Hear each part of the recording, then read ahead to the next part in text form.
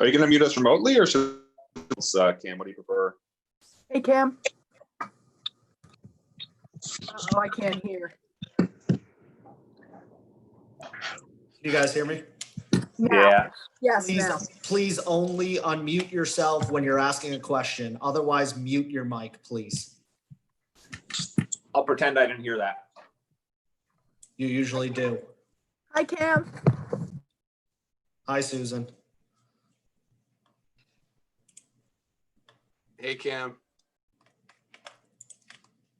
Yo, Cam, just a FYI before we get this started, just remember that whatever is displaying to you on your Zoom call will be displayed on what is going out on YouTube. So like right now, it's everyone's face. Yep, I got you. Thanks, Tim. Yep.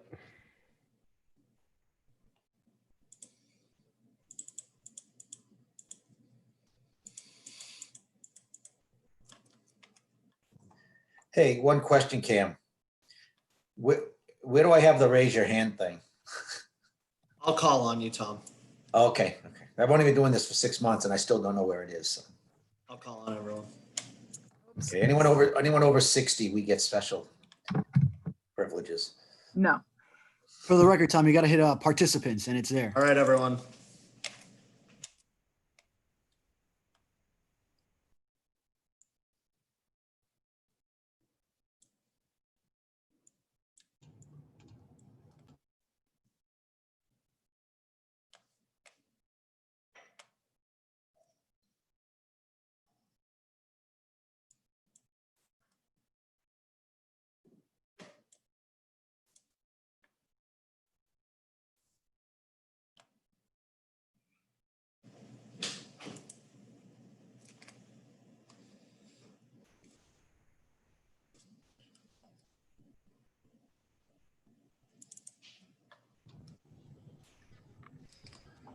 Alrighty, guys, we are going to go straight into questions. Welcome to Fall Camp 2020.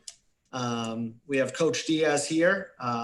As a reminder, offensive coordinator Rhett Lashley and defensive coordinator Blake Baker. There's a separate Zoom link that has been sent out, so you will have to X out of this when we're finished, but we're going to go right into questions. And we will start with David Ferrones of the Sun Sentinel. David, if you have a question for Coach Diaz. Yes, thank you. Hi, Coach. How you doing? Been a while, been a long time. First of all, I want to ask if there's any updates on if there have been any opt-outs. I know that's going on around college football, and anyone unavailable due to injury or otherwise that you could tell us about. David, good to hear from you. As of right now, we expect our entire team to be available when we begin practice. I mean, obviously, we're in such a fluid situation, and we're aware of that. But we've had a great summer of workouts so far, and we're excited to get going tomorrow. Great. Next up, we have David Lake from 24/7 Sports. David, if you had a question for Coach Diaz. Hey, Coach. I mainly just wanted to ask you about the decision to officially name D'Eriq King the starting quarterback. I guess it was kind of just a formality, but you still went ahead and did it. I guess just, why? Well, I think it's unfair to call it a formality. I think that would diminish his efforts, and even though we only got in 4 spring practices, we certainly, especially when the team came back on campus this summer, there's still a lot of other things going on. I mean, not to mention even the Zoom meetings when we were in shelter in place. And just, I think a lot of the qualities that D'Eriq had demonstrated throughout the year, we felt like when we got into the walkthrough period, and we felt like when we got into right now, ultimately with training camp, is that we needed someone for our offense to rally around. I mean, we've been talking about it for a long time. Miami having a quarterback that the entire locker room believes in. And there's been great strides from the other quarterbacks, but we just felt like it was important for there to be one voice, a leader that could hold everybody on the offense accountable, like all good offenses have. You got to have that guy at that quarterback position. Coach, next up, we have Matt Shodell from Canesport.com. Matt, if you could ask Coach Diaz. Yeah, hey, Manny, this is a little bit different. I appreciate you doing it. I want to ask you, the ACC obviously gave out some recommendations for game weeks and how to deal with, testing and things like that. Do you anticipate this being like a quote unquote normal fall practice with the usual drills, the 11 on 11s, or do you get recommendations separately from the ACC from your own medical staff on let's try to practice this way or anything like that? We've had, it's a great question, and certainly our league has worked very closely with the CDC. We're so lucky here at the University of Miami because we're led by an expert. I can't speak for other universities, but no one's got a public health expert leading their institution like we do with Dr. Frank. So with his office, our medical community, again, we're blessed to be a great medical community in our university. I actually just got off of a call with a member of our medical community right before this call. So on one hand, yes, I mean, we're certainly going to be right lock in step with the ACC in terms of their medical guidelines, but I would imagine like everybody, of course, we're doing different things. I mean, if you've been here for the summer for workouts, the walkthrough period that we just came out of, the way we'll be at practice, I mean, there's going to be all kinds of things that are going to be different. And I think our players, to their credit, have embraced that. They see that we are putting their safety first. And they understand that things are a little bit different, but they, like I said, they've done their part, and we've been very pleased at the way that the workouts have gone all summer. Great. Coach, with Manny Navarro from The Athletic. Manny, if you have a question for Coach Diaz. Hey, Coach Diaz. I hope you're doing well. Kind of a follow-up to that last question. Do you have sort of like a calendar in mind of when things might ramp up? For instance, we always knew there was a certain day when you guys would get to tackling and so forth. Is that going to be a part of this camp at all at a certain point? And I guess as far as like maybe separating first team and second team guys, to protect against maybe widespread, issues with the virus should it enter, is there anything in particular you're doing with that? Well, one thing we've done is we've done some research, and we went back, we watched our practices from the spring when, of course, we weren't thinking about, social distancing and what a close contact is. And I hadn't seen the study done. So what we did was we took every play in practice. We took, I think, probably 2 or 3 players at every position. And we just started a stop clock or a stopwatch every time they came within a 6-foot bubble of one of their teammates. And so if Manny came within, 6 feet of Matt, we logged at Manny and Matt, and then we started on the clock. And when you do that, it was actually fascinating in a practice when we weren't trying to be socially distanced. I mean, this was just a 2-hour practice we had back in March.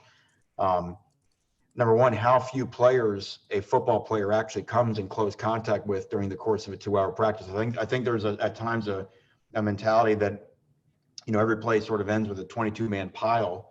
And what the data showed is that that's not really the case.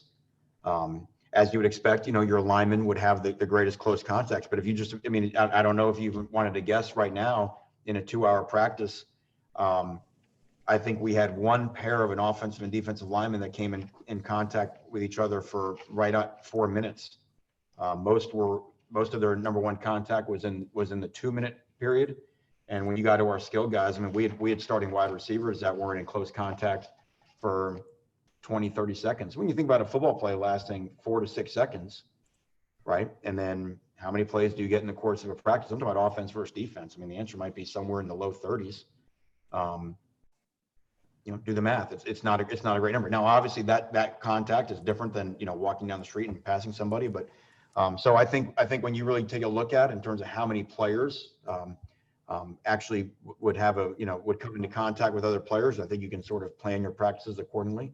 To answer your question and the other half of your question there, Manny, we are not in school this next week, so we will have more similar to a training camp style. But then we've got an extra week of practice, so we'll end up getting the same amount of practices maybe that you would have had in a 4-week run up to your first game in the 5 weeks that we do have. But we'll have our scrimmages. We'll do things. We still have to get the team ready to play. So tackling and those type of things, we won't do that much differently than we would in any other year. I think what the difference will be now, everything else that you can control, except for the actual, ball when it's 11 on 11, that's where you'll see the distancing to spread out, the way they get water, the way they stand, the way they do everything. Coach, we have Susan Miller-Degnan from the Miami Herald. Susan, if you have a question for Coach Diaz.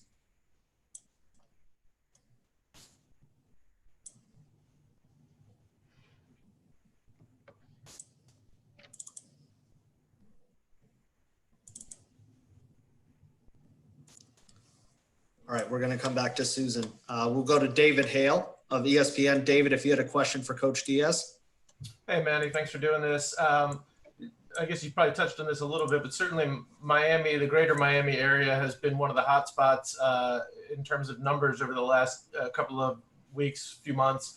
What have you done in terms of talking to your guys about sort of being careful about who they're interacting with, where they're going to, and how, I guess, feasible is sort of maintaining that players and coaches bubble as, you know, you get more into things and more folks are back around and on campus? Well, you know, to your point, I mean, obviously the summer, the numbers for, you know, a long time were not very good down here. And I do think without the ability to get into details because of our policy, I think the numbers that in the testing that we were able to do this summer with our players showed that I think one of the most frustrating things about this virus is that it's controllable. You know, you can slow down the spread. You can't necessarily, you know, bring it down to zero and prevent it, but certainly the numbers have shown that if we're smart in terms of, you know, who we allow in our bubble and whether that's mask wearing and, you know, and this, I mean, the thing we've heard it over and over again, but it works. Our players know that it works. And they know that, you know, how important, and we've got a very, you know, stringent contact tracing program that our guys have gone through. And this is where we were able to follow the guidance of our medical community here on our campus. And that's why, again, I have a lot of praise for our players. But as we tell them, you know, every time we go through a round of testing, it's very similar to a game. You're only as good as your next game. You're only as good as your next round of testing. And so they get that. And it is one of those deals where everybody on the team has a role to play. Because it may only take one. So like I said, I tip my hat to the way that they've handled the summer.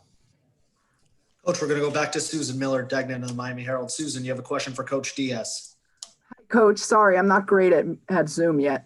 Anyway, I'm wondering, you know, what you see as the strength of this team right now. And as far as the coronavirus also, how often will you guys be testing players?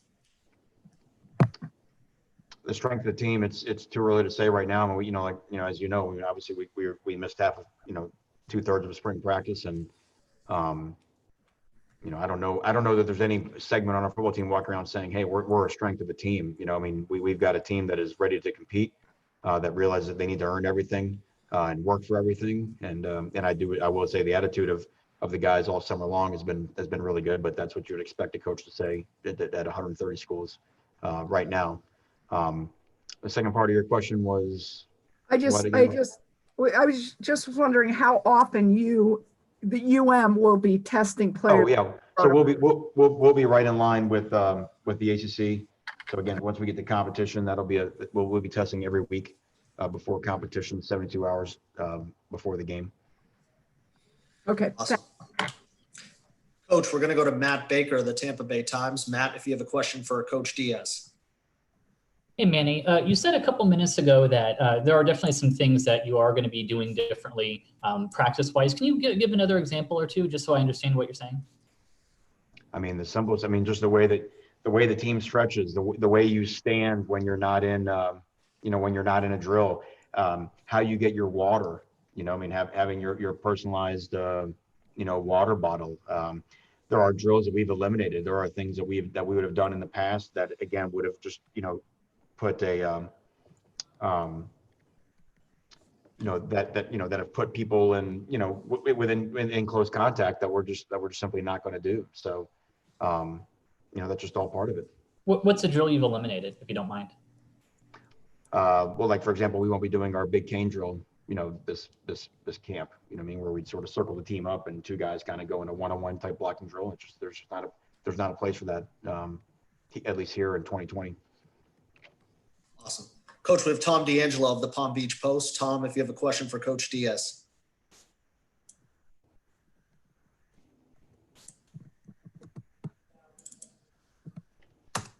Here I am. Sorry, guys. Hey, Manny. Number one, Manny, are any of you guys, is UM requiring anybody to sign waivers? No. No. Okay. Secondly, with the season that there's such uncertainty that there could be stops and starts. You could go find out one morning you lose, that 10 guys can't practice. How has that been? How is that for coaching staff to kind of prepare for? How has that part been different for you guys? Don, can you ask that question again, just so I get it right? In a season, it's going to be so much uncertainty, and there could be stops and starts. So you don't know. You might find out Monday you can't play Friday or Saturday. You might find out one morning that there's 8 guys who can't practice that day or that week. Are there different things you can, as a staff, do to prepare for those possible circumstances to mitigate, the damage it could do, or to mitigate, how difficult that could be? Dom, that's been the whole theme of 2020. I mean, since the second weekend in March, I mean, everything has been about stay loose and adjust. I mean, you've got a plan, and then suddenly that plan will change, and and you can only wake up and make the decisions that day for what you have that day. So I think that's just par for the course, and I think we've had a crash course over the last 4 months. So we're ready. We're ready for whatever comes. Thank you. Coach, we've got Christopher Stock from InsideTheU.com. Chris, if you have a question for Coach Diaz.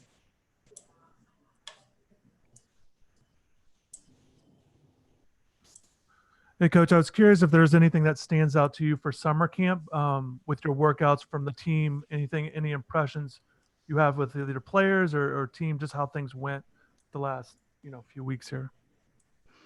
I think, working backwards, there was a new deal this summer that we haven't had in the past, where we've had this walkthrough period, which gave us a great opportunity. We were fully in masks the whole time. Our offensive and defensive linemen used the 3-foot crunch balls in between, just so that we didn't get into any close contact during this period. But it gave our coaches on both sides of the ball a real good chance to install our offense and defensive schemes, something that normally you'd be doing for the first time in practice one, and then just the mistakes that would come of especially not having a spring practice, of kind of learning it on the run. So I think that ability to have that, I think, has really helped the team. I think their attitude's been fantastic in meetings and in that period. And again, Coach Feely, even just the way they came back, we brought 2/3 of the team back on June 15th and the rest back the 1st of July. And just the job the guys did of staying in shape when they weren't around us, I thought was really, really good. And they came back ready to work. So I'm excited to get them out there tomorrow. Awesome. Coach, we have Will Manzo from WPLG. Will, if you have a question for Coach Diaz. I do. Hey, Coach, it's good to see you if you can hear me. Your thoughts on the schedule? I know Blake had mentioned it's kind of an aspirational thing, having 11 games, 10 ACC games, but your thoughts on the way the schedule looks and playing so many conference games and just the path ahead? I think it's very exciting. We announced it to our players today, right before it went out through the league, and they were obviously very excited. I think it's going to be a unique deal for everybody, playing 10 straight in the league, but it makes every week a big deal. You're going to be challenged week in, week out, sort of not having divisions and kind of having everybody in sort of one big pile. I think it's really fun, and I think it's going to be perhaps the most like the in terms of a scheduling standpoint, the most like the National Football League than we've seen in college football, where you've got all these leagues, and week in and week out, you're going to play someone that if you don't play well, you're going to get beat. So I think our guys are excited for that challenge. Coach, we've got time for a few more questions. We'll go to Mike Cunio at WFOR. Mike, if you have a question for Coach Diaz. Hey, Coach. Sorry to circle back to the COVID stuff, but just wondering, are any players, whether it be on the offensive line or maybe in the defensive secondary, who are working at different positions? Is there anyone specifically working at different positions just in the event you may have to pull someone out, the night before a game? That's an outstanding question. There is not anyone right now necessarily working. Well, I mean, not dramatically different positions, I will say, but we have certainly spoken about it as a coaching staff and even with the players, that this could be a year where, an offensive line, guards could play tackle, tackles could play guards could play center, all along the secondary. You could play a game with 4 safeties or with 4 cornerbacks, linebackers could go inside, outside. There's going to be some flexibility with that this year. And I think it's kind of exciting. We've sort of talked about that with our guys. It's just sort of, hey, wherever you can get on the field, so it's great opportunities for players, great opportunities for young players. Coach, we have Ruthie Polinsky from WTVJ. Ruthie, if you have a question for Coach Diaz.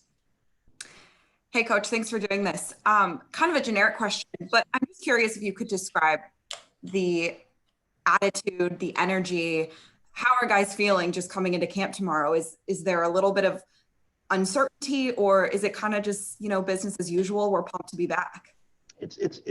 It's unfair to call it business as usual. I mean, it's different. I mean, 2020 is different, and everybody gets that. I do think the walkthrough period we had helped with that, and then just what we've done is we've made sure we had every player on our team again meet one-on-one, either with their coach or with me, and look them in the eye and just say, tell us how you feel.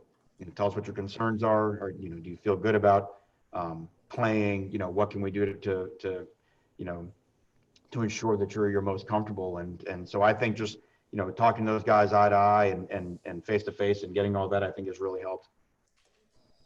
Coach, with David Wilson from the Miami Herald. David, if you have a question for Coach Diaz. Hey, Manny, you used the word bubble earlier, and obviously that's not something you can exactly do with kids going to class and stuff like that. But are there certain off the field rules you're going to have for guys this year differently than maybe in past years? Well, to an extent, you can do that. I mean, we can all do that, right? We can all have our own little bubble. I mean, obviously we can't lock up in a hotel in Orlando for 3 months like the NBA, but I don't know. I mean, is your family not keeping a bubble? I mean, you obviously understand everyone you come into close contact with without a mask is inside your bubble. That's a choice. So I push back on that notion. We have the opportunity to keep a bubble. And people who you don't know that you're in close contact with. And if you're not in a mask, you just let that person not just into your bubble, potentially into our football team's bubble. So in terms of the rules that we have, I mean, our players get it. But I mean, obviously we can't be around policing them when they're not inside of our building. But I will, again, that's where I say in the, since again, mid-June, since we've all been back here, I am proud of our testing results, which have to suggest that, that they've done the right thing when they've not been with us. Coach, thank you very much for taking the time this afternoon. Good luck tomorrow with first practice, and I'm sure we'll be hearing from you soon. So thank you. Hey Cam, before I let everybody go, of course, I'll pass this on. I'll answer any questions about that. But just actually, while we were speaking, Greg Rousseau just let me know that he is not going to play football this fall. He's opting out, very similar to how you've seen in college football. And we've had a great relationship with Greg, discovering him years ago when he was at Champagnat, an outstanding young man. We want to thank him for everything he's done for the Miami Hurricanes, and we're going to support him every way we can with him, looking to achieve his dreams of becoming a great player in the National Football League.